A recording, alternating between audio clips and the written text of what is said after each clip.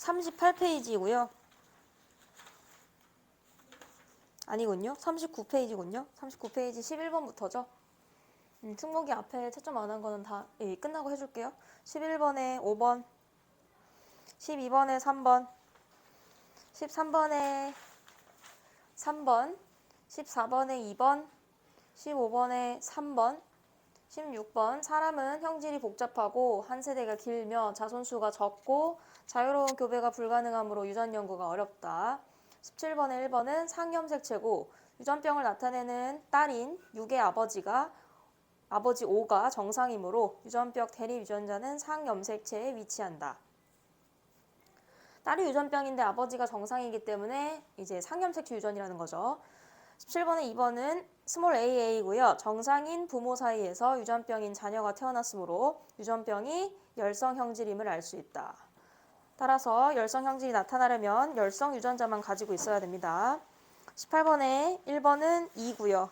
18번에 2번은 생명 대립 유전자는 X염색체에 위치하므로 가의 생명 대립 유전자는 어머니로부터 물려받은 것이다. 가의 어머니는 생명인 아버지 2로부터 생명 대립 유전자를 물려받은 것이다.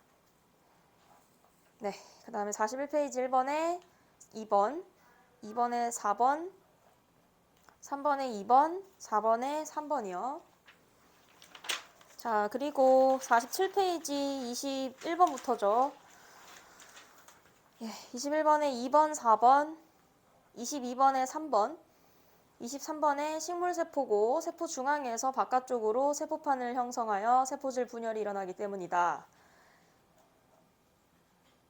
24번에 간은 1회 분열하여 2개의 달세포가 만들어지며 염색질수 변화가 없고 나는 2회 연속 분열하여 4개의 달세포가 만들어지며 염색체수가 반으로 줄어든다. 25번 노란색 완두 대 초록색 완두가 3대 1이고 생식세포가 만들어질 때 한 쌍의 대립 유전자가 분리되어 각각의 생식세포로 나뉘어 들어가기 때문이다. 그 다음 26번에 1번은 간은 XY고 나는 X', X', 다는 X'Y. 2번은 XX'이고 표현형이 정상이므로 생명인 아버지로부터 생명 대립 유전자와 정상인 어머니로부터 정상 대립 유전자를 물려받았다.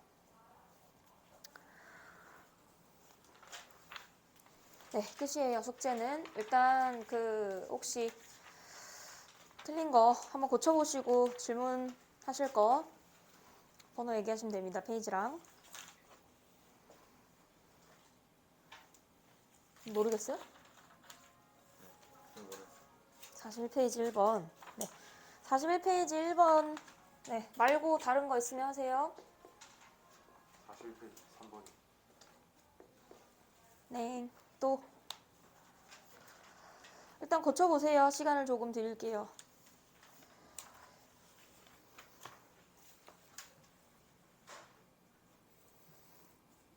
오늘 현욱이는 아파서 못 온대요. 혹시 기다리고 있는 친구가 있을까 얘기해요.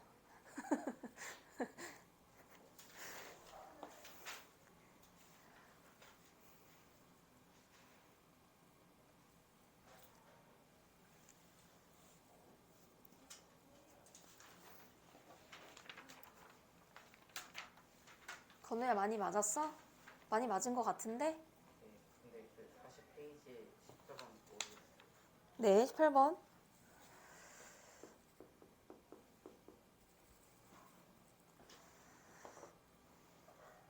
여러분 오늘 이 5단원 마무리되면 뒤쪽에 그 시험 대비 교재 숙제 나갈 거라서 모르는 문제 다 질문하셔도 됩니다. 예.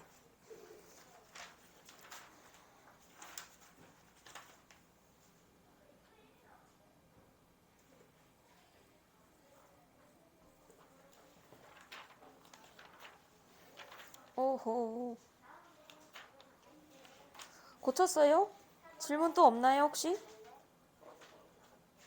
네. 그리고 40쪽에 13번 답이. 40쪽에 13번에 3번이요.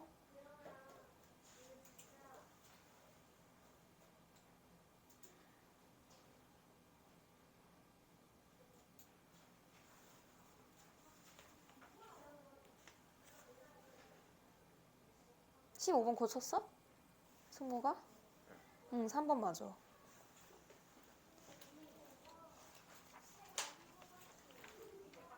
네.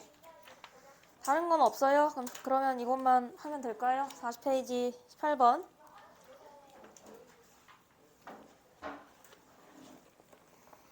자, 그림은 어느 가족의 생맹 유전 가계도. 자, 문제에서 생맹이라고 하면은 이게 이제 성염색체 유전이다.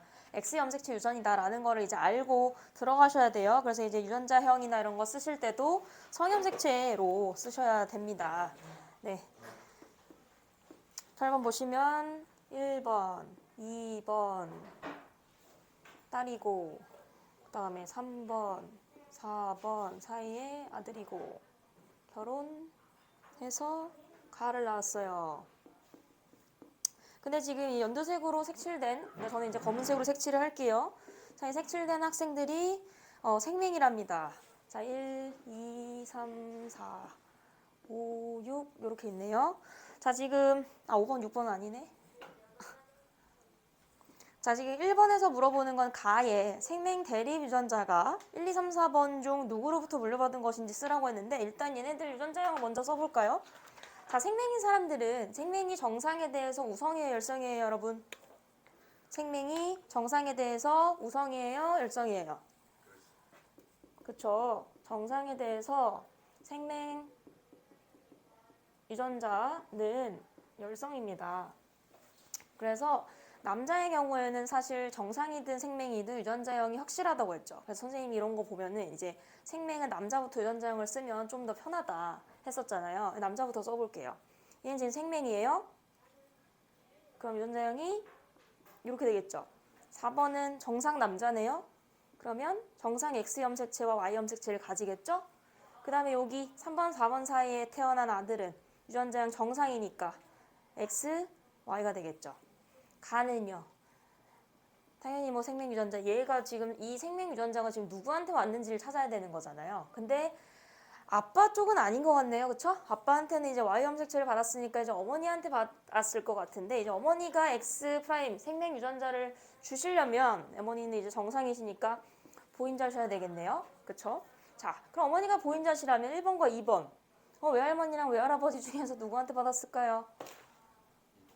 그쵸. 지금 외할아버지가 무조건 생맹 대립 유전자를 갖고 있는 X염색체를 주십니다. 그쵸? 근데 이제 어머니도 만약에 생맹 유전자를 가진 대립 유전자를 가진 그 X염색체를 주셨다면 이 어머니는 정상이 되지 못하셨겠죠. 그래서 1번 외할머니에게는 정상 X염색체를 받으셨을 거고 정확하게 이제 외할머니 유전자형은 알 수 없을 것 같아요. 네, 어쨌든 둘 중에 하나실 것 같고 외할아버지로부터 어머니로부터 그리고 철수래 가한테 왔죠. 그래서 지금 1번에 가의 생명 대립 유전자는 외할아버지로부터 왔다. 그래서 2번 쓰시면 되겠습니다.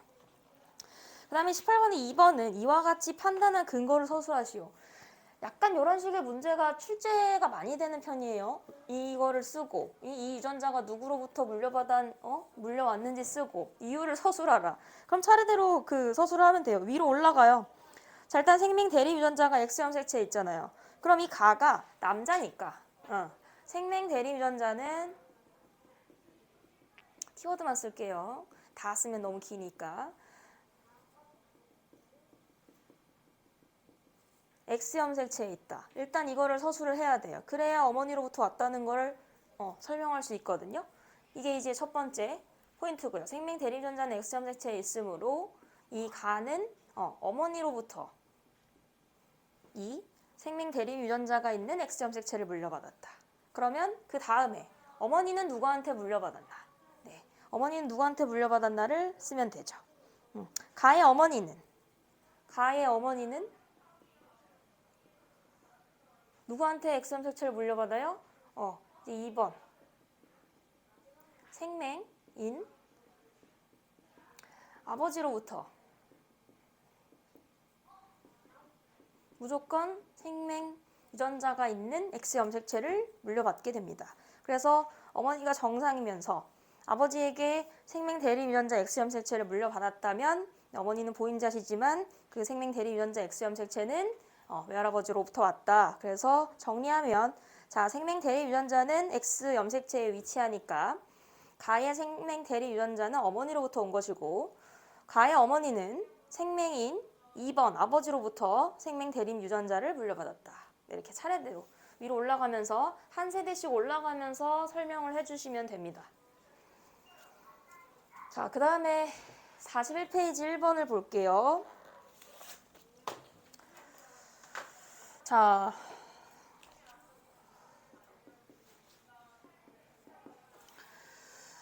일란성 쌍둥이 일치율, 이란성 쌍둥이 일치율을 비교한 것이다. 몇 가지 질병에 대해서요. 자, 표현형이 같은 쌍둥이가 많을수록 일치율이 1.0에 가깝다는데, 자, 여러분 표현형이 뭐야? 기수 질문이다. 오, 맞아요. 정확해요. 겉으로 드러나는 형질을 표현형이라고 해요. 자, 겉으로 드러나는 형질이 같은 쌍둥이가 많을수록 일치율이 1에 가깝대요. 그러니까 제일 커봤자 이제 1이라는 거죠. 1을 넘어갈 수 없다는 건데, 자, 지금 일단 알코올 중독을 봐봐요. 좀 무시무시한 병들이 있네? 질병이 있네?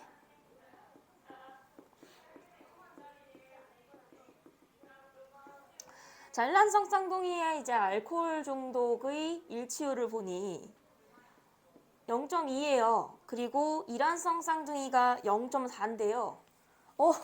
이란성 쌍둥이가 일치율이 더 높아요. 자, 여러분, 우리가 일란성 쌍둥이랑 이란성 쌍둥이를 비교하면서 알 수 있었던 게 뭐였어요? 일란성 쌍둥이는 이제 뭐가 같다고 했죠?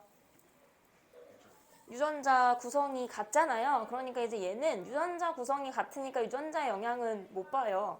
그러니까 환경적인 영향에 따라서만 이런 일치율 아니죠. 유전이 같으니까 달라지는 요인이 이제 환경인 거죠. 유전자적 요인은 구성은 같으니까 환경의 영향에 따라서 일치율이 달라지게 돼요. 그리고 이란성 쌍둥이 같은 경우에는 유전자 구성도 다르고 그리고 환경도 다르게 이제 작용을 할 테니 유전과 환경의 영향을 같이 볼 수 있다 라는 건데요. 자, 치매는 일란성 쌍둥이가 0.6이고 이란성이 0.3이네. 그리고 남모양 적혈구 빈혈증을 보니 1.0. 오호. 일치율이 100%다. 그 다음에 이란성이 0.25래요. 자, 그러면 기억 보세요. 알코올 중독이 환경보다 유전의 영향을 더 많이 받는다. 자, 지금 유전의 영향을 만약에 알코올 중독이 유전의 영향을 더 많이 받았다면 지금 일란성 쌍둥이가 유전자 구성이 같기 때문에 유전의 영향을 많이 받았다면 일란성 쌍둥이 알코올 중독 일치율이 이란성보다 높았어야 합니다. 그쵸? 근데 일란성 쌍둥이 유전자 구성이 같은데도 일치율이 이란성 쌍둥이보다 떨어져요. 그럼 이 얘기는 뭐예요? 유전의 영향이 크게 없다는 거죠. 이해되실까요? 네, 그래서 기억은 아닙니다. 기억은 틀렸어요. 자, 니은의 일란성 쌍둥이의 일치율이 높을수록 유전적 요인의 영향을 더 많이 받는다. 네, 요거는 일란성 쌍둥이가 유전자 구성이 같으니까 이 유전자 구성이 같은 일란성 쌍둥이의 일치율이 높을수록 유전의 영향을 많이 받는다. 그러니까 이제 즉 남모양 적혈구 빈혈증의 일치율이 1.0이 되는 요거는 남모양 적혈구 빈혈증이 유전의 영향으로 발병을 한다. 네, 이제 그런 해석이 가능하겠죠. 그래서 니은 맞고요. 디귿의 일란성 쌍둥이는 성장 환경이 다르면 남모양 적혈구 빈혈증의 표현형이 다르다. 아니죠. 지금 일란성 쌍둥이 일치율이 지금 1.0인데요. 얘네들 환경의 영향을 받는다기보다는 유전의 영향을 받기 때문에 환경이 다르다고 해도 남모양 적혈구 빈혈증의 표현형이 다르다가 아닙니다. 그래서 답은 2번 하시면 되겠죠. 니은만 맞네요. 그 다음에 이제 3번. 자, 요거는 어느 가족의 유전병에 대한 가계도. 이게 유전병이라고만 줬고 상염색체 유전인지 성염색체 유전인지 알려주지 않는 문제네요. 자, 그럼 우리가 이제 찾아야 된다고 했죠.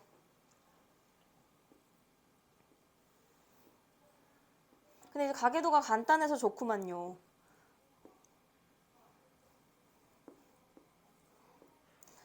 선생님이 요거는 어떻게 찾으면은 이게 상염색체 유전인지 성염색체 유전인지 쉽게 판단할 수 있다고 했죠. 유전병 파란색 색칠할게요.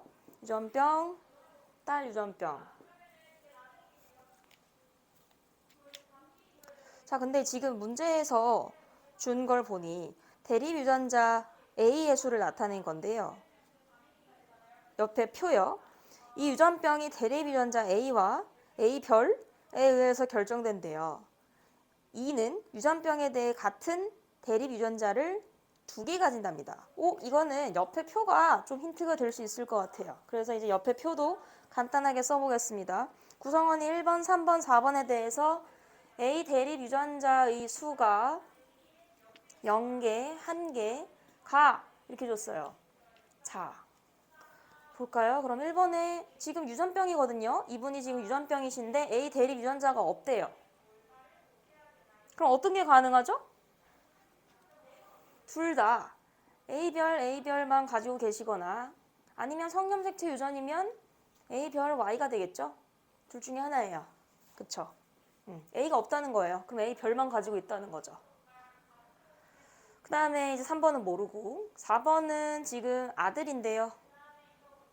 얘가 A별이거나 아니면 AY가 되겠죠. 상염색체 유전이면 위에 거, 성염색체 유전이면 밑에 거가 되겠습니다.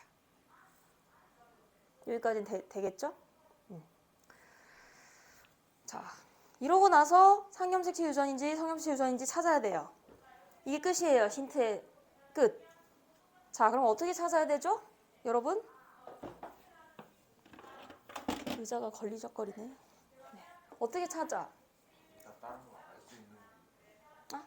다른 거 일단 어. 알 수 있는 거 있죠. 너네 이거 맞춘 사람 아무도 없어요? 건우야 맞췄네? 건우 어떻게 했노? 기억이 안 나요.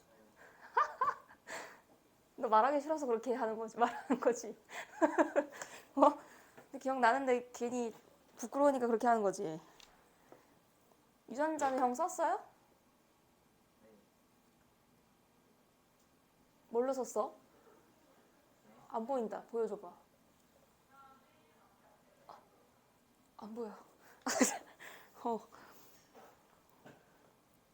잘했네.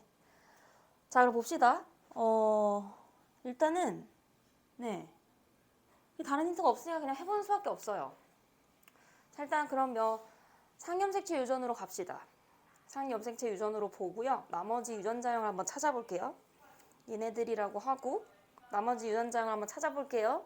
그러면 얘가 지금 A별을 아들한테 줄 거 아니에요. 그럼 이제 어머니한테서 이제 A를 받으면 돼요. 그쵸?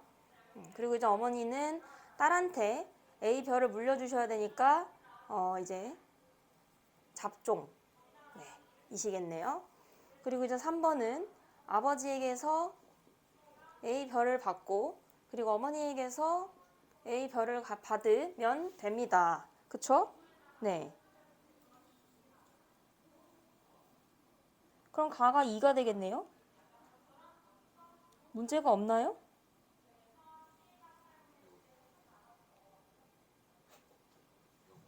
뭐라고요?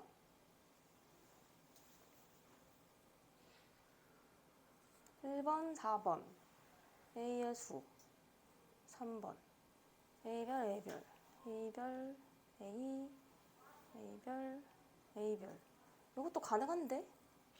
이것도 가능하지 않나요? 디귿이 뭐라고요? 보기에서 네, 디귿이 어떻게 돼요? 디귿이요? 만약에 이렇게 되면은 유전병이 열성 형질이죠. 우성 형질이 될 수가 없죠. 왜냐면 지금 여기 4번이 AA 별인데 지금 정상이 나타났잖아요. 유전병이 아니잖아요. 그래서 이것만 봐도 이제 유전병이 열성이라는 걸 알 수 있는데 지금 문제는 답이 2번이라는 거예요. 근데 왜 이것도 가능한 거죠? 지금 제가 뭘 잘못했나요? 문제 마지막 줄에 네. 이는 유전병에 같은 A 유전 아, 그렇군요. 2번 제가 이 힌트를 놓쳤네요. 2번은 유전병에 대해 같은 대리 유전자를 가진대요. 아하. 그러니까 이게 잡종이 나오지 않는다는 거죠. 아, 그래서 이게 안 돼요. 상염색체 유전일 경우에는 무조건 엄마가 지금 3번한테 그 A별을 줘야 이제 딸이 유전병이 되거든요. 근데 이게 아니랍니다. 얘가 아니랍니다. 그러면 이제 2번 어머니는 요 경우밖에 안 되는 거예요. 같은 대리 유전자를 가진다는 거니까요. 네. 그렇죠. 아, 근데 유전병의 대리 유전자가 A인지 A별인지 모르니까 일단 얘는 놔두고요. 일단 상염색체 유전은 아닙니다. 네. 그래서 성염색체 유전으로 보면 되고 1번이랑 지금 4번만 확실해졌어요. 자, 그러면 이제 나오죠. 지금 1번은 A의 수가 없는데 유전병이 됐어. 그럼 이제 A별이 유전병을 나타내는 거고요. 그리고 A가 정상을 나타내는 대리 유전자가 되겠습니다. 네, 그래서 이제 1번은 유전병이 된 거고 4번은 정상이 된 거예요. 근데 이게 우성인지 열성인지 뭐가 우성인지 열성인지 아직 모르는 상태고요. 지금 2번에 대해서는 A의 수를 알려주지 않았기 때문에 이제 얘는 정상이죠. 정상이니까요. 네, 정상 유전자를 둘 다 가지거나 아니면 하나는 가지고 있어야 되는데 둘 다 가질 수밖에 없죠. 지금 대리 유전자가 동일하다고 했으니까. 그래서 AA의 경우밖에 되지 않겠습니다. 네. A별이면은 그래도 유전병이 될 테니까요. 네. 그래서 AA의 경우밖에 없습니다. 그럼 이제 자녀의 유전자형을 보시면 아버지로부터 3번 딸은 A별을 받죠. 그리고 2번은 정상 A 정상 A 유전자를 받습니다. 그러면 A별이 되는데 3번이 지금 유전병을 나타냈단 말이죠. 그러면 유전병이 정상에 대해서 우성이라는 겁니다. 3번을 보고 알 수 있어요. 네, 나머지는 모르고. 그럼 이제 3번은 A의 수가 1개가 되겠죠. 네, 그래서 3번의 기억은 가는 0이 아니고 니은의 유전병 유전자는 상염색체에 있다가 아니고 디귿의 유전병은 정상에 대해 우성 형질이다가 맞습니다. 답은 2번이네요. 이렇게 문제에서 주는 힌트를 하나라도 놓치면 선생님처럼 이렇게 문제를 못 풀 수도 있으니까 여러 문제를 보고 문제에서 나타내주는 힌트를 다 하나 잘 캐치를 해서 적어놓고 체크하고 문제를 푸시면 되겠습니다. 넘어갈게요.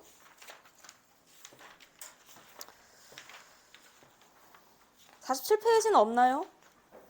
다 고쳤나요? 서술형 잘 썼니? 네, 넘어갑시다. 자, 50페이지요.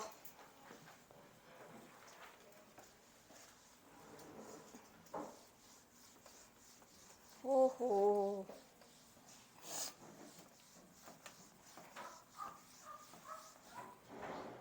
오잉?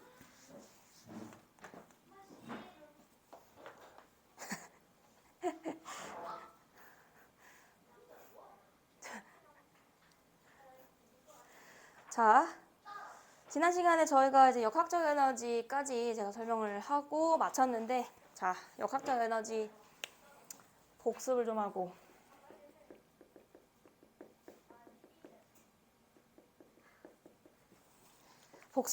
지금 보존 법칙 다시 얘기를 해봅시다. 자, 일단 역학적 에너지가 무슨 에너지와 무슨 에너지의 합이라고 얘기를 했나요? 기억나는 친구 얘기해봐. 맞아요. 자, 역학적 에너지는 우리가 이제 위치 에너지와 운동 에너지의 합으로 공부를 합니다. 위치 에너지와 운동 에너지의 합으로. 그래서 우리가 위치 에너지랑 운동 에너지는 3학년 3단원 때 그 일과 에너지 파트에서 제가 위치 에너지랑 운동 에너지 식을 공부를 했다고 했죠. 그리고 그 식을 여기서도 계속 쓴다고 말씀을 드렸어요. 그러니까 다시 기억을 되돌려서 외우고 계셔야 된다 말씀을 드렸죠. 위치 에너지 식이 뭐죠? 구하는 식이 밑에다 쓸게요. 불러봐요. 9.8 곱하기 질량 m 곱하기 높이 h 하시고 운동 에너지는 2분의 1 곱하기 질량. 수목이 열심히 적어놨네. 수업 열심히 들었구나. 네, 속력 제곱이죠. 네, 그래서 이제 요것들의 합이 역학적 에너지라고 불리는 것이고요. 이제 일반적으로는 이제 자연 상태에서는 이 역학적 에너지가 보존이 된다, 안 된다? 안 돼요. 된다고 하면 안 돼. 역학적 에너지 보존이 안 돼요. 근데 조건이 붙는댔죠. 공기 저항이나 마찰이 없는 경우에는 역학적 에너지 보존이 된다고 이제 가정해서 문제를 풀 수 있다. 네, 그렇게 얘기를 했습니다. 그리고 이제 지난 시간에 롤러코스터 얘기를 하면서 2번에서 역학적 에너지 전환이 서로 가능하다. 역학적 에너지 전환이라는 거는 위치 에너지가 운동 에너지가 된다거나 운동 에너지가 위치 에너지로 전환이 가능하다라는 겁니다. 뭐 이제 우리가 이제 3단에서 배웠던 거는 일과 에너지가 서로 전환이 가능하다라는 거였지만 사실 뭐 에너지랑 에너지 사이에서도 전환이 가능하죠. 그래서 이 세 개는 전부, 세 개가 아니라 이거는 전부 이제 단위를 동일하게 쓰죠. 일도 단위를 주얼로 쓰고 에너지도 단위를 줄로 쓰게 돼요. 근데 이제 뭐 에너지의 종류가 굉장히 많으니까 다른 종류의 에너지끼리는 서로 전환이 충분히 가능한데 그것이 이제 역학적 에너지 사이에서도 전환이 일어날 수 있다라는 겁니다. 물체가 운동을 하면서 역학적 에너지 사이의 전환이 가능하다. 네, 그래서 공 위에서 높은 곳에서 떨어지는 물체 공은 자 처음에 정지 상태였는지 확인을 하시고요. 정지 상태에서 제가 이 공을 잡고 있다가 놓는다. 그러면 중력을 받아서 공이 아래로 떨어진다. 그럼 이때 이제 변화. 어떤 것이 변하냐면 일단은 속력이 어떻게 되죠? 증가하죠. 그리고 높이는 어떻게 되죠? 감소하죠. 떨어지니까. 그러면 지금 속력이 들어가는 에너지 값 여기 속력 값이 감소하면 지금 이 물체에 차지하는 질량은 변하지 않는단 말이죠. 얘가 일정한 상태에서 속력이 증가한다면 속력이 증가한다면 운동 에너지가 어떻게 됩니까? 그쵸, 운동 에너지는 증가하겠죠. 속력의 제곱에 비례하는 값으로 증가할 거예요. 떨어지면서 점점 운동 에너지가 커진다는 거죠. 높이가 감소합니다. 자, 높이가 감소하면 자, 요걸 보셔야죠. 높이 값이 들어있는 위치 에너지식을 보시면 질량이 일정하고 9.8은 상수니까 9.8에 질량 곱하고 높이 곱해주는 위치 에너지 값이 당연히 어떻게 됩니까? 줄어들겠죠. 그럼 위치 에너지가 감소하게 됩니다. 그러니까 이 지금 공이 낙하하는 운동에 대해서는 에너지 전환이 어떻게 일어난다고 볼 수 있을까요? 운동 에너지가 아니죠. 위치 에너지가 운동 에너지로 전환된다라고 볼 수 있죠. 위치 에너지가 운동 에너지로 전환된다라고 생각을 할 수 있는 겁니다. 반대의 경우는 그럼 어떤 경우가 있을까요? 운동 에너지가 위치 에너지로 전환되는 경우는 어떤 경우가 있을까요, 그러면? 반대로 생각을 하면 되겠죠? 운동 에너지가 위치 에너지로 전환되는 경우는 지금 낙하할 때 위치 에너지가 운동 에너지로 전환됐어. 그러면 공을 위로 던져 올리면 돼요. 던져 올리면 공이 높이 올라가면서 운동 에너지가 위치 에너지로 전환될 거예요. 네. 자, 이제 그 내용입니다. 이제 3번. 공 그림은 3번에 있는데요. 지금 3번에 이제 역학적 에너지 보존 법칙이잖아. 거기 옆에다가 선생님 체크하라고 얘기했었니? 공기 저항이나 마찰이 없을 때 체크하라고 얘기했어요? 거기에다가 형광펜이나 빨간펜으로 밑줄을 그으세요.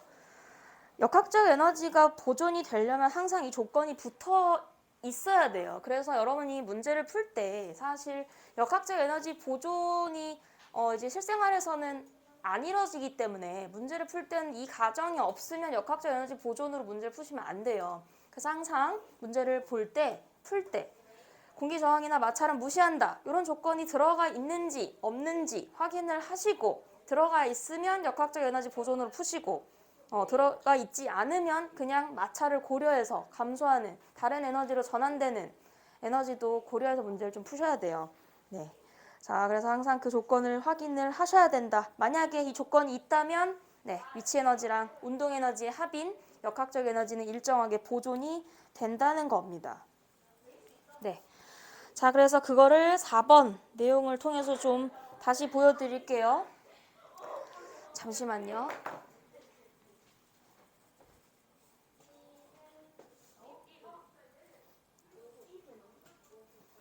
선생님 여기 문 좀 닫을게. 죄송합니다. 죄송합니다. 의자를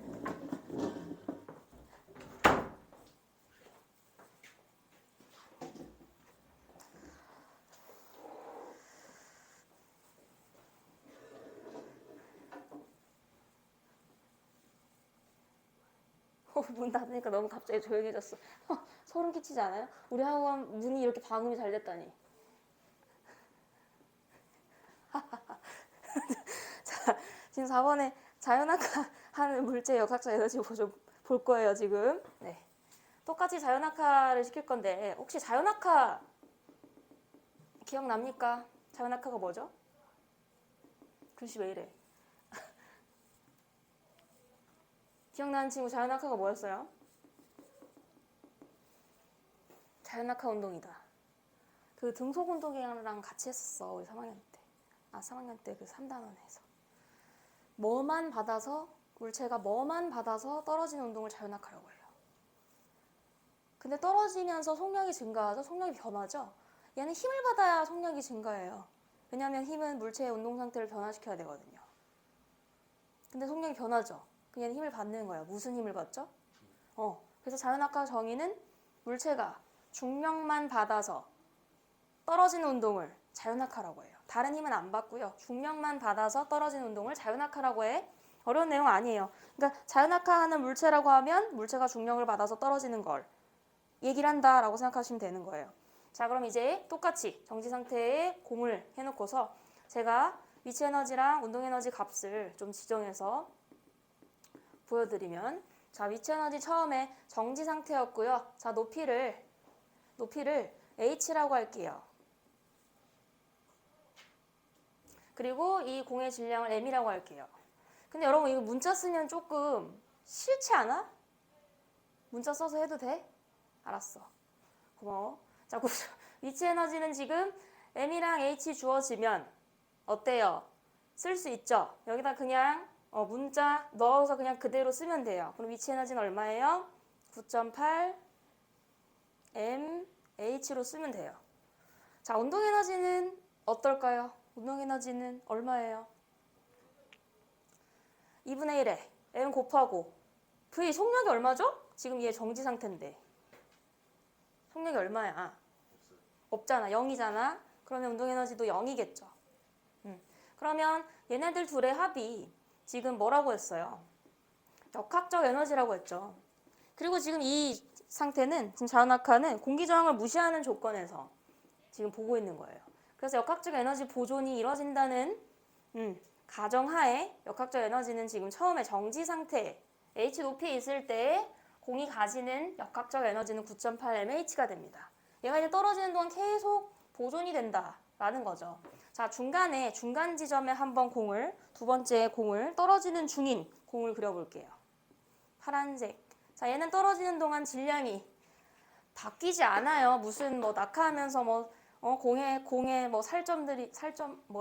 파편들이 떨어져 나가서 막 공이 분해된다거나 찢어진다거나 그러지 않는 이상은 공의 질량이 보존된다라고 보시면 되겠죠. 그래서 질량은 그대로 m으로 보시고 높이는 감소했을 거예요. 그래서 이 높이를 h1이라고 하겠습니다. 자, h1이라고 하겠습니다. 자, 그러면 떨어졌을 때 h1 높이로 떨어졌을 때 위치 에너지는 어떻게 표현을 할 수가 있나요? 9.8에 m h1이 되겠죠.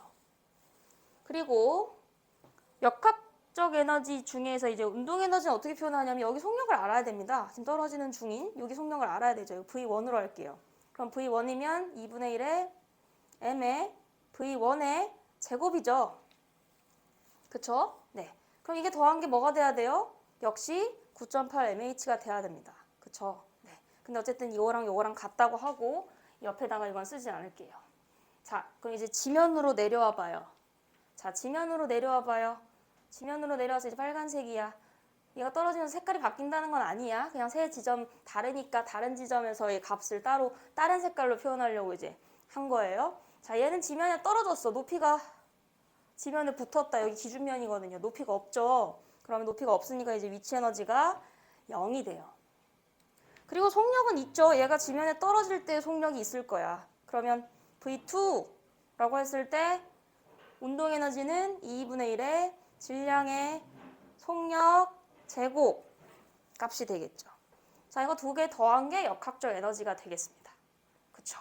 자, 여러분, 역학적 에너지 보존이 성립하므로 지금 이 세 개는 전부 다 같은 값을 가져야 돼요. 근데 이제 뭐 중간 값은 둘 다 알아야 되니까 그렇다 치고 지금 여러분이 쉽게 알 수 있는 것은 처음에 지금 위치 에너지 값과 역학적 에너지 값이 동일하죠. 요거 중요해요. 지금 역학적 에너지 구하라고 한다면 자, 처음에 H 상태 높이에서 공이 정지해 있잖아. 그러면 위치 에너지랑 역학적 에너지 값이 같다는 거야. 어차피 운동 에너지 0이니까. 그래서 위치 에너지 구하는 공식으로 역학적 에너지를 구할 수 있다는 거죠. 그리고 봐봐. 내려왔어. 지면에 떨어졌어. 그럼 이때 이제 위치 에너지도 빵이잖아요.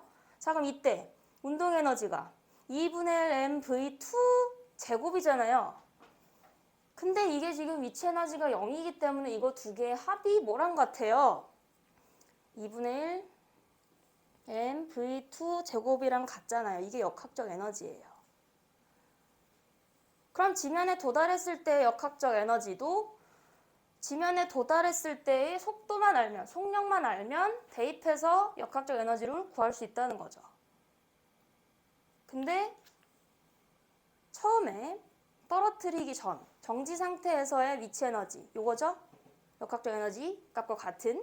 그리고 이제 지면에 도달했을 때 속력을 대입한 운동 에너지 값과 얘가 같아야 되죠. 역학적 에너지 보존이니까. 그쵸? 네. 그래서 얘네 두 개가 같다라고 생각하고 뭘 구할 수 있어요? 자, 높이만 알면 지면에 떨어졌을 때 속력을 알 수 있고 지면에 떨어졌을 때 속력을 알면 높이 구할 수 있다는 거예요. 이런 식으로 여러분이 이제 문제를 푸셔야 될 겁니다. 자, 이런 식으로 문제가 나올 거니까요. 자, 이런 문제를 뒤에서 같이 좀 보도록 하고요. 일단 51페이지 3번을 좀 같이 보고 나머지 문제는 여러분들 충분히 할 수 있으니까 자, 3번을 일단 먼저 같이 볼게요. 자, 그림과 같이 질량 1kg인 공을 높이 10m 지점에서 가만히 놓아 떨어뜨렸다. 자, 단 공기 저항은 무시하고 오, 좋아요. 그럼 이 내용이 뭐야? 공기 저항을 무시했으니까 역학적 에너지 보존으로 풀어라 라는 뜻입니다. 자, 지면을 위치 에너지를 기준면으로 한다. 그럼 지면을 기준면으로 했으니까 지면을 기준으로 높이를 설정하면 된다는 겁니다. 자, 질량 나와 있죠. 그리고 처음 높이가 10m였대요. 자, 1번에서 물어보는 거. A점에서의 공의 위치 에너지는 몇 줄인가? 자, 우리 51페이지 3번 하고 있어요. 자, 1번 구하세요. 자, 1번 식 써. 식 안 써도 여러분 다 할 수 있겠지만 이거 그냥 연습이에요. 여러분 서술형 답안을 써야 되잖아. 내신 시험이고 서술형 답안을 써야 되니까 여러분이 항상 위치 에너지 식과 운동 에너지 식을 써놓고서 답을 구하는 연습을 하면 서술형 답안 쓰실 때도 분명 도움이 됩니다. 자, 식을 써서 답을 구하세요. 그냥 답만 계산해갖고 답만 떨렁 쓰지 말고. 자, A점에서 공의 위치 에너지는 몇 줄인가 할 때 그러면 9.8에 질량 1 대입하시고요. 그 다음 높이 10 대입해서 자, 98 줄이다 이렇게 쓰시면 되겠죠. 계산하는 과정에는 보통 이제 단위를 생략해도 괜찮습니다. 근데 이제 계산이 다 되고 나서 이게 지금 위치 에너지는 몇 줄인가 하고 지금 단위를 넣어서 물어봤잖아요. 그래서 이제 답을 써줄 때는 98줄이라고 단위를 붙여서 답을 써주셔야 돼요. 지금 몇 줄인가 하고 물어봤기 때문에 답을 쓸 때는 단위를 붙이시고 계산 과정에서는 뭐 9.8 곱하기 1kg에다가 뭐 높이 10m 뭐 이렇게 단위는 따로따로 안 붙이셔도 된다고요. 계산 과정에서는. 자, 2번 B점에서의 공의 역학적 에너지는 몇 줄인가? 이걸 어떻게 구할 거야? 지금 속력 떨어질 때 지금 B점에서 속력 안 줬잖아. 얘들아 잘 생각해봐. 그래. 자, 지금 뭘 물어봤어요? 처음에 공의 위치 A점에서 지금 속력 없을 때 위치 에너지 값이 98줄이라는 걸 구했고요. 떨어지는 중인 B점에서는 속력이 얼마인지 몰라서 이 운동 에너지, 역학적 에너지 값을 구할 때 운동 에너지랑 위치 에너지 따로 구해서 지금 역학적 에너지 구하라는 문제가 아니에요. 그럼 이번에서 B점의 공의 역학적 에너지를 물어봤으면 아, A점에서의 공의 위치 에너지랑 역학적 에너지가 같다는 걸 너네가 아니? 이걸 물어본 거죠. 무슨 말인지 이해했어요? 그럼 얼마예요? 이것도 98줄이 되는 거죠. 이건 이제 계산 과정을 안 쓰셔도 됩니다. 그러니까 이건 이제 A점에서의 위치 에너지가 역학적 에너지와 같으니까 답이 이렇게 나온다. 이렇게 그냥 설명을 하시면 되겠죠. 자, 3번. C점에서의 공의 역학적 에너지. 응? 또 물어봤어? 그럼 이제 3번도 98줄이네요. 자, 4번. D점에서의 공의 운동 에너지는 몇 줄인가? 얼마죠? D점은 지금 높이가 없잖아요. 그럼 이것도 역학적 에너지랑 같겠죠? 98줄입니다. 선생님이 그러면 추가로 그냥 질문을 해볼게요. 뭐 5번이라고 하고. 자, D점에서의 공의 속력을 한번 구해보세요. D점에서의 공의 속력을 한번 구해보세요.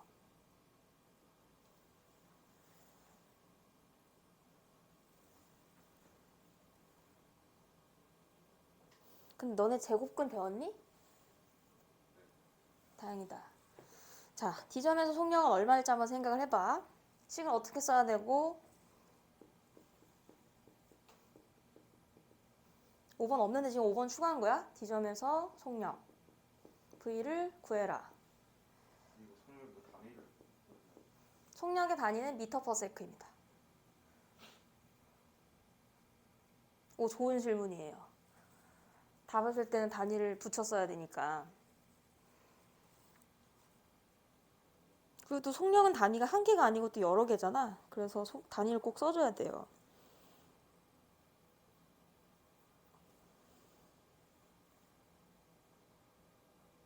이걸 어떻게 구하면 되지? 식 썼어요? 그리고 얘는 높이가 없으니까 응. 이렇게 V가 V 제곱이 196이 나오니까 14. 좋아요, 좋아요.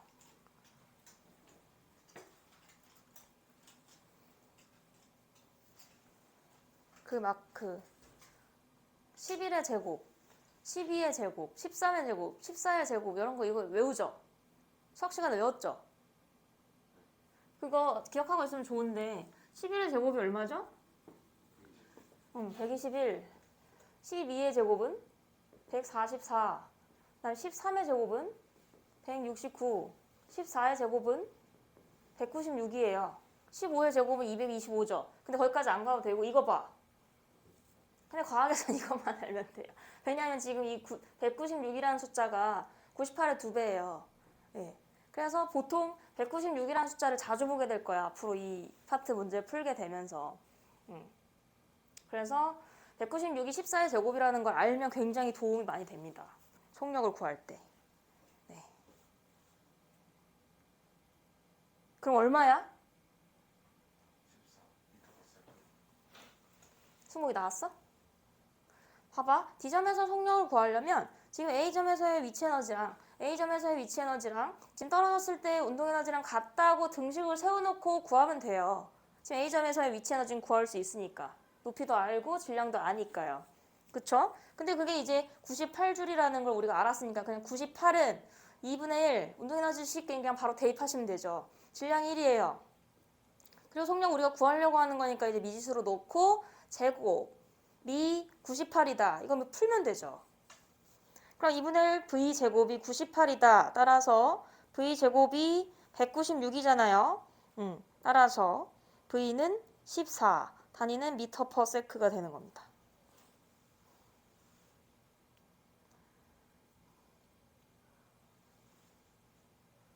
답을 낼 때만 이걸 따라서 쓰나? 수학 너무 오래전에 배워서. 자, 좋아요. 일단 나머지 51페이지 문제 해보시고요.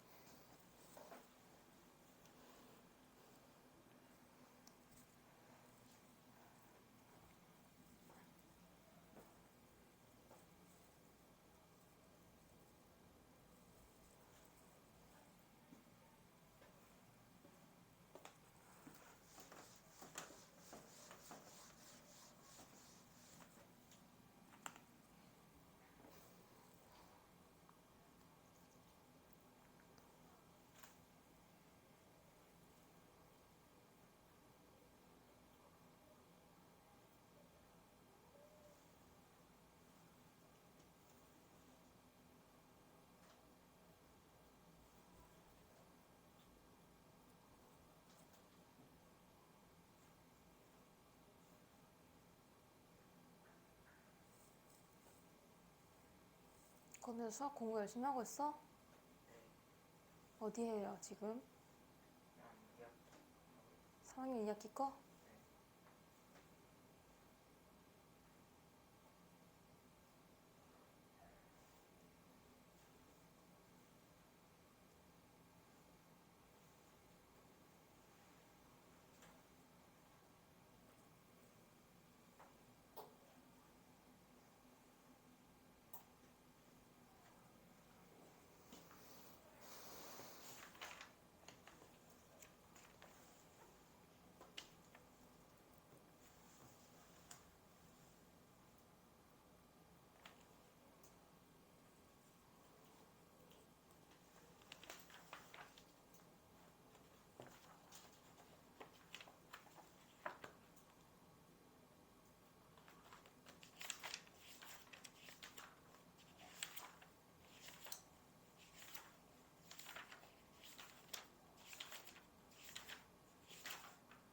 다 했니? 4번. 승모가 잘 풀려? 야, 너 과학 많이 늘었다. 과학 공부 열심히 하네. 맞아요? 응? 열심히 하는 거 아니야? 다 했어? 네, 채점합시다. 51페이지 A에 1번 역학적 에너지, 2번 위치, 운동, 3번 보존, 4번 같다.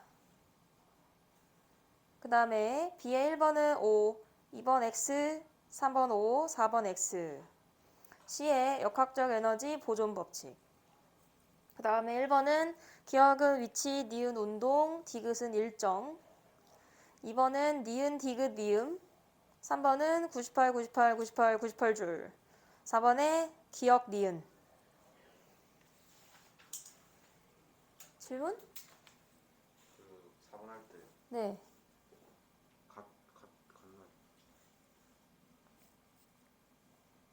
같나요? 아, 일정하다 했어? 아 이게 합이 안 나. 위로 던져 올린 물체 운동에서 증가한 위치 에너지, 그러니까 높이가 올라가면서 증가한 위치 에너지는 운동 에너지가 전환돼서 위치 에너지가 된 거기 때문에 감소한 운동 에너지 양과 증가한 위치 에너지 양이 같아요. 운동 에너지가 위치 에너지로 전환되는 거니까.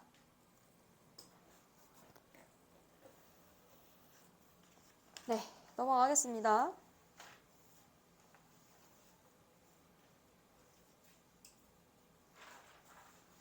자, 우리 52페이지 보시면, 자, 에너지 이제, 역학적 에너지는 얘기가 이제 끝났어요. 1차적으로는 끝났고요. 자, 이제 에너지에 대한 얘기를 좀 해요. 역학적 에너지라는 걸 포함하고 있는 좀 더 큰 범주죠. 에너지.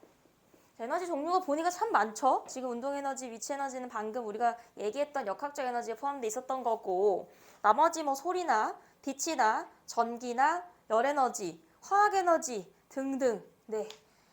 이제 에너지 종류가 굉장히 많은데, 자, 일단은 여러분들이 좀 모를 만한 에너지를 좀 볼까요? 뭐 소리 에너지나 뭐 빛 에너지, 전기 에너지 같은 거는 열 에너지도 알 것 같고요. 화학 에너지는 혹시 뭔지 아나요? 혹시 소리 에너지 뭔지 모르겠다.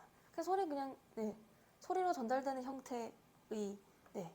근데 소리가 지금 그 파동, 그러니까 물체의 진동으로 그 전달되는 파동에 의해서 이제 발생하는 건데 그걸로 전달되는 에너지가 소리 에너지. 그러니까 매질이라고 하는데요. 매질이 진동하면서 전달되는 파동으로 발생하는 에너지를 소리 에너지라고 합니다. 빛 에너지는 뭐 태양이나 전등에서 나오는 빛이 가진 에너지, 그다음 전기 에너지는 전기기구에서 전류가 흘렀을 때 공급되는 에너지, 전기 에너지라고 하고요. 열 에너지는 온도가 높은 물체에서 낮은 물체로 이동하는 에너지를 말합니다. 근데 이제 화학 에너지는 화학적 결합에 의해 음식물이나 화석 연료, 전지 등의 물 속에 저장된 에너지라고 되어 있는데 이게 뭐 쉽게 말하면 그냥 이제 화학 결합물, 뭐 분자도 좋아요. 물이면 물이 가지고 있는 에너지 화합물이죠.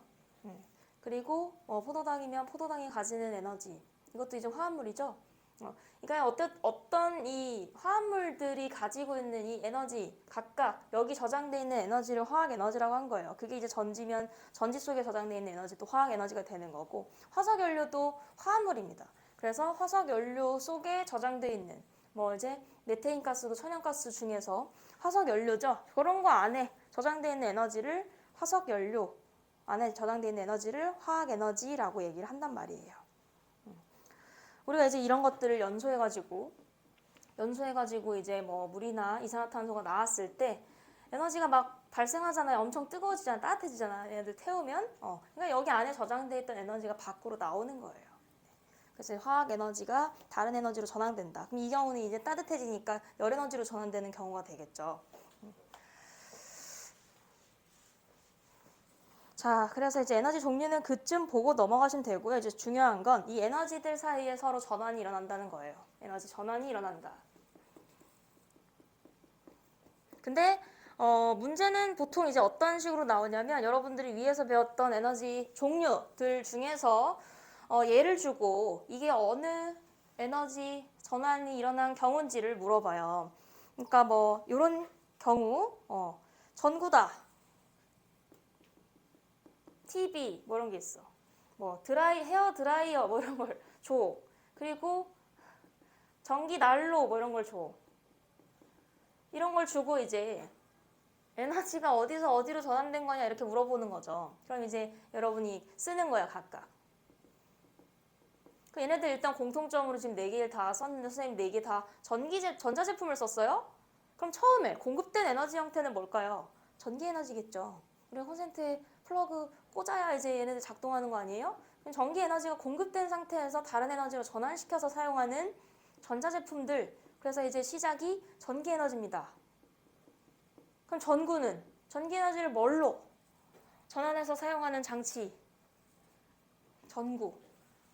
빛 에너지죠. 그러니까 주로 빛 에너지예요. 물론 열 에너지 형태로도 전환이 되지만 주로 우리가 이제 전구를 사용하는 목적은 밝히기 위한 거니까 이제 빛 에너지로 전환한다. 이렇게 에너지 전환 형태를 써주시면 되고요. TV는 뭘까요? TV는 좀 여러 가지 형태로 전환이 돼요. 여러분 생각나는 거 그냥 아무거나 얘기해봐. TV에서 그래 소리 나지. 그리고 화면이 켜지려면 빛 에너지도 발생해야 되잖아. 소리 에너지, 뭐 빛 에너지 등등. 그리고 TV에서 열나요. TV 오래 켜놓고 있으면 뜨겁죠. 열 에너지로도 전환이 됩니다. 그 다음 헤어드라이어기도 마찬가지 비슷해요. 소리 에너지 윙 소리 나고 그 다음에 따뜻한 바람 나와야 되니까 열 에너지로 전환이 돼야 되고 그 다음 바람 나와야 되잖아. 그 안에서 바람 나오려면 팬을 돌려야 돼요. 그래서 이거는 운동 에너지 형태로도 전환이 돼요. 역학적 에너지라고 해도 괜찮습니다. 자, 그다음 전기 난로는 따뜻한 게 목적이죠. 그래서 이제 열 에너지 형태로 전환된다. 그러니까 거의 그냥 대부분 얘네들이 주로 사용하는 목적을 생각하셔서 에너지 전환을 쓰시면 크게 어려운 내용이 없을 겁니다. 근데 이제 이런 거 있죠. 전자제품들은 이렇게 해서 그냥 좀 상대적으로 좀 쉬운 편인데 만약에 뭐 이런 게 있어요. 광합성을 했다. 이런 것도 등장할 수 있어요. 광합성. 그럼 이거는 어떤 에너지 전환인지 한번 생각을 해보는 거죠. 여러분 광합성 과정 혹시 기억나시나요? 광합성 반응물과 생성물 광합성 할 때 필요했던 것들 생각나시나요? 뭐가 있죠? 산소는 생기는 거, 광합성 결과 생기는 거고 광합성 할 때 여러분 식물의 입장이 돼봐. 뿌리에서 물 흡수하고요. 그리고 잎에서 그래 기공으로 이산화탄소가 들어와요. 그럼 이제 마지막 한 가지가 더 봐봐. 이 광자가 빛 에너지가 필요하죠. 식물이 빛을 못 받으면 광합성을 못 한다 했잖아. 그렇죠? 빛 에너지가 좀 중요합니다. 빛 에너지를 흡수하는 거죠. 빛 에너지를 흡수해가지고 생성물 뭐예요? 우리가 뭘로 배웠어? 생성물은 포도당으로 배웠었죠. 2학년 때 배웠죠. 포도당이랑 산소가 나오는데 여기 포도당이 그럼 이 에너지 어디로 갈게? 이 에너지 어디로 갔어? 포도당 안에 저장이 됐어요. 그럼 이거 에너지 전환이 어떻게 된 거죠? 광합성 빛 에너지가 뭘로 전환된 거죠? 위에 에너지 종류 봐봐. 컨닝. 운동 에너지 아닌 것 같아. 위치 에너지 아닌 것 같아. 소리, 빛, 전기, 열도 아닌 것 같지? 뭐야?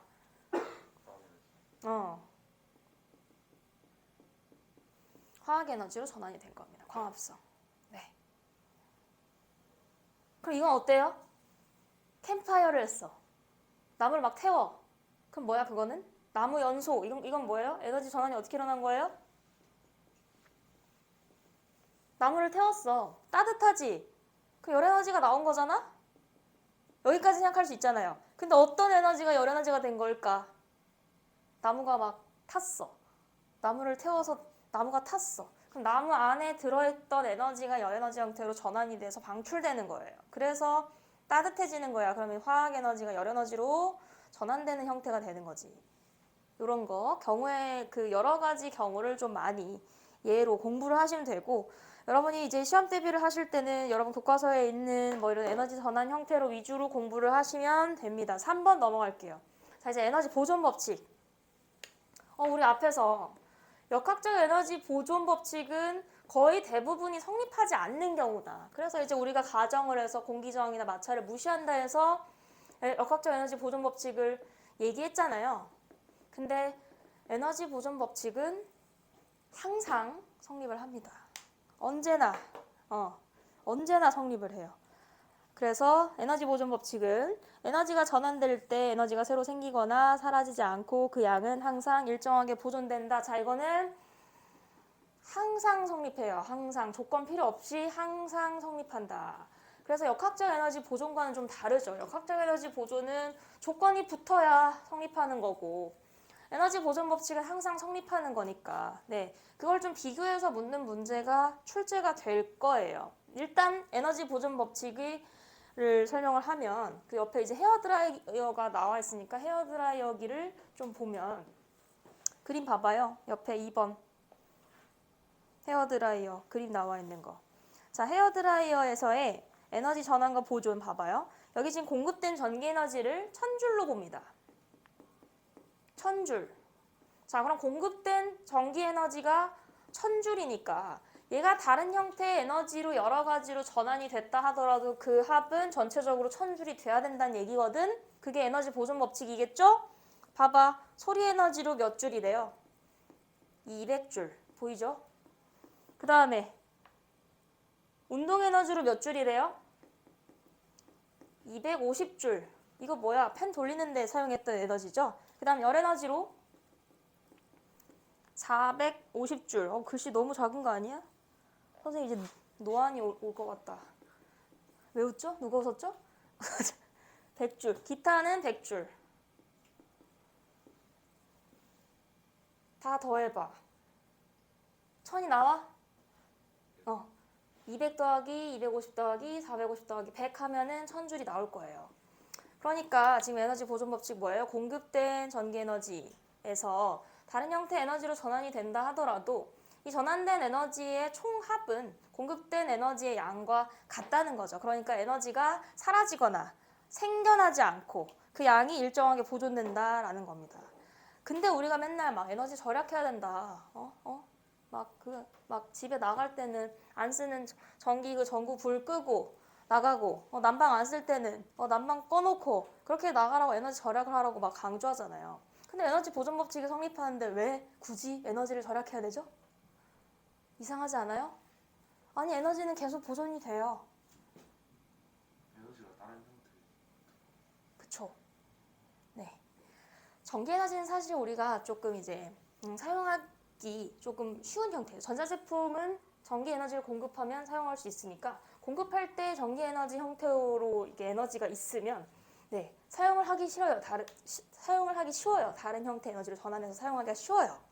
근데 이제 문제는 열 에너지 같은 경우에는 특히 요놈은 우리가 컨트롤하기가 굉장히 어렵습니다. 왜냐하면 얘는 항상 온도가 높은 곳에서 낮은 쪽으로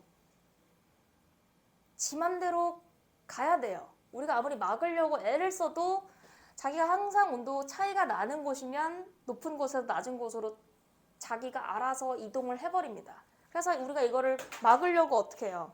우리가 이거 막으려고 항상 단열재 써가지고 막 보온병에 따뜻한 물 담아 다니고 그러죠. 난방할 때 막 이중병, 이중창, 이중유리로 만들고 그쵸. 이 열에너지가 이동하는 걸 최대한 막아보려고 그런 건데 이건 우리가 이제 컨트롤하기, 사용하기 어려운 형태의 에너지입니다. 열에너지라는 게 사실. 이건 이제 이동하는 방향이 항상 정해져 있고 막기가 어려워요. 막을 수가 없어요. 그래서 전기에너지나 다른 에너지 형태보다 열에너지로 전환된 형태, 만약에 450줄, 1000줄 중에 450줄이 열에너지로 전환됐다면 이거는 우리가 이제 다시 사용하기가 어려운 형태의 에너지로 전환이 돼버렸기 때문에 이거의 100%를 사용할 수 없어요. 450줄 열에너지를 100% 사용해서 우리가 원하고자 하는 일을 얻을 수 없어요. 우리 나중에 이제 물리 하시면 열기관 배울 거지만 열기관의 효율이 가장 높아봤자 이상적인 열기관이 50% 열 효율밖에 안 돼요. 그리고 자동차는 20%도 안 돼요. 열 효율이. 자동차가 어떻게 굴러가는지 아세요 혹시 여러분? 자동차에 뭘 넣죠? 휘발유 넣죠. 그거 이제 안에서 엔진 이용해서 막 그 휘발유를 태워요. 연소시켜요. 그럼 이제 그 열에너지가 나오겠죠? 그 열에너지를 가지고 자동차를 움직이는 동력을 만드는데 그 열 효율이 20% 정도밖에 안 된다고요. 자동차가. 그러면 나머지 80은 어떻게 되는 거야? 그냥 날아가는 거예요. 그냥 그렇게 높지 않아요. 열기관의 열 효율은 최대한 많이 사용을 해봤자 100% 중에 20% 사용하면 평균인 거고 제일 이상적인 열 효율, 열기관도 50%예요. 근데 이 이상적인 열기관은 존재하지 않아요. 그래서 정리하면 어디 나와 있냐면 3번 보시면 됩니다. 드라이어기 그림 밑에 있는 3번 보시면 돼요. 봐봐. 밑줄 그을 거니까 빨간 펜을 들고 자 에너지 종류는 사용할 수 있는 에너지와 사용할 수 없는 에너지로 구분할 수 있다. 에너지 총량이 일정하게 보존되더라도 자 밑줄 에너지를 사용할수록 사용할 수 없는 에너지로 전환되므로 우리는 에너지를 절약해야 된다는 거죠. 이거 내신 문제로 출제가 많이 되는 부분입니다. 에너지가 보존되는데 왜 에너지 절약을 해야 되니? 이렇게 물어보면 여러분들 에너지가 전환이 되지만 사용할 수 없는 에너지 형태로 전환되는 게 있기 때문에 그게 이제 예로 열 에너지라던가 그런 거로 전환이 되므로 우리는 에너지를 아끼고 절약해야 한다. 네, 에너지 절약해야 되는 이유를 묻는다면 그렇게 얘기를 하시면 되고요. 자, 그래서 밑에 봐봐. 자동차 그림 나와 있죠? 그 52페이지 아래쪽에 자동차 그림 보이죠? 봐봐. 이 자동차는 효율이 높네요. 자, 자동차 연료의 화학 에너지가 100%래요. 그러니까 우리가 휘발유를 100만큼 넣었어. 그래서 이제 걔를 태워. 근데 그 중에 배기가스로 방출한 에너지 40%. 그냥 나가버리는 거야. 얘는 그냥 쓰지도 못하고 그냥 나갔어요. 자, 30% 냉각수 등에 쓰이는 에너지고요. 5% 마찰에 의한 열이나 소리 에너지로 바뀌고요. 그 다음 25%가 차를 움직이게 하는 운동 에너지. 전체 100 중에서 25%만 자동차를 움직이는 데 쓴다는 거예요. 그러니까 이 자동차의 열 효율은 25%가 되는 거죠. 예, 나머지는 그냥 쓸데없이 나가는 겁니다. 그러니까 기름을 5만원어치를 넣으면 12,500원어치만 쓴다. 너무 열받지 않나요? 저는 이거 이 사실을 처음 알고 나서 굉장히 분노했는데 여러분 아직 자동차를 안 타고 다녀서 모르죠. 요새 기름값이 얼마나 죄송합니다. 밑에 어쨌든 에너지 전체적인 양은 보존이 되지만 우리가 쓸 수 없는 에너지 형태로 전환되는 것 때문에 에너지를 절약해야 된다. 자, 이제 마지막으로 시험 문제에 자주 출제되는 거 마지막으로 이 페이지에서 그 옆에 여러분이 방금 지금 봤던 에너지 보존과 에너지 절약의 필요성 3번 있죠. 거기 밑에 4번 보시면 바닥에 튀는 공의 역학적 에너지 전환이 나와 있어요. 요 그림. 요게 실제로 반송중학교 작년에 기출문제에 나왔어요.